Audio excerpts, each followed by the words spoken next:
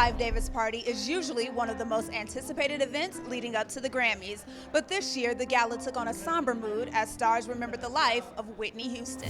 Very sad day today.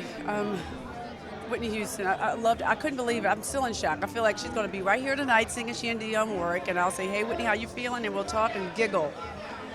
But I guess not. How will you remember her personally? I will always remember Whitney because she was a great gal. She was like my big sister in the business. She gave me great advice. She taught me how to stand. And the first thing she told me to stand like this when I sing. I will never forget that. She's great. I remember as the biggest and the best voice I've ever heard in my life. It's a tragic loss. It's a big loss that we just suffered. And, you know, we just got to look at the positive sides and everything good that she's brought to the game and hopefully just get inspired by her life, her legacy that's going to last forever.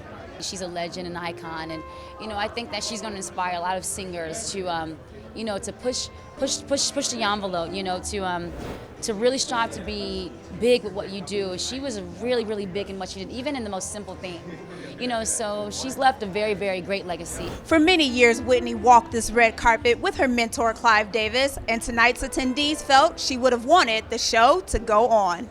Although it's very sad, I think that it's beautiful that we're all together and can celebrate her together, and I think it's going to be a while before it can be like that happy sadness of let's rest, wish her peace and wish her home going. Like I think it'll be a while because today is so fresh, but I think everyone being here together on this day with Clive Davis, it'll be a beautiful thing for people to be able to remember and celebrate her, like the perfect day, really. I honestly feel like Whitney Houston, being the person that she was, I feel like she would want it to go on. She would want us to celebrate.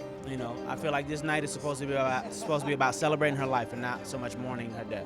And the Grammys plan to celebrate her life as well with a special tribute. At this stage of the game, as you can imagine, the show is ready to go on. That being said, I have the A-team. When you work with the A-team, you learn to be nimble. We've had situations where 2 hours before the show, things change. We're in the process of deciding exactly what we'll do tomorrow. Those that deserve to sing, if they can't sing, they shouldn't do it. I'm sorry, not just to do a tribute. It has to be great. You have to be a singer because we can't do that to her. Well, you're a singer. Would you ever do something? I'm very androgynous.